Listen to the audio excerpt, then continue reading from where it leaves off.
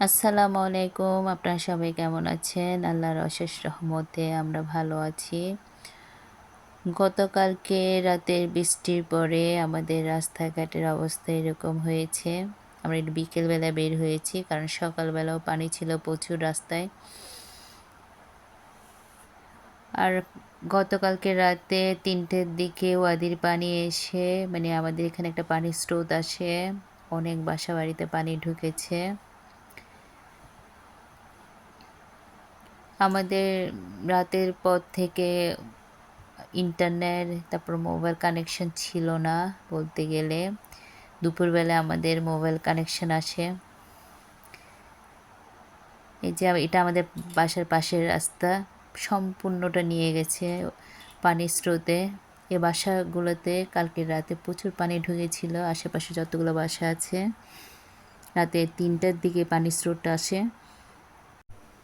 আল্লাহর অশেষ রহমত, সকাল থেকে আর বৃষ্টি হয় নাই, যার কারণে সকালবেলা এখানে পানি ছিল প্রচুর, কিন্তু এখন পানি সরে গেছে। আমরা বিকালবেলা বের হয়েছি। আমাদের বাসাটা আসলে একটু উঁচু জায়গা হওয়াতে আমাদের এই এরিয়াতে পানি ঢুকে নেয়, তবে গেট পর্যন্ত পানি এসেছিল। আমাদের সবার বাসা অল্প স্বল্প পানি ঢুকেছে অ্যাডজাস্টার ফ্যান আর এসির হোল যেগুলো আছে ওগুলো দিয়ে, কারণ বাতাসের তীব্রতা এত বেশি ছিল। যখন প্রচুর বৃষ্টি হচ্ছিল সবার বাসা অল্প স্বল্প পানি ঢুকেছে। তবে ওয়াদির কোনো স্রোতের পানি আমাদের বাসাগুলোতে আসে নাই, না আমাদের এরিয়াটাতে আসে নাই, যার কারণে বাসায় ঢুকে নাই।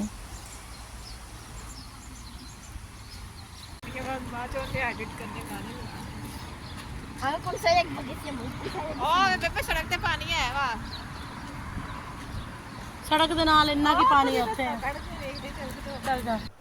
এটা হচ্ছে আদিবানদের স্কুল। ওদের স্কুলে প্রচুর পানি ঢুকেছে। ওদের ক্লাসরুমগুলো পানিতে ডুবে আছে এখনো।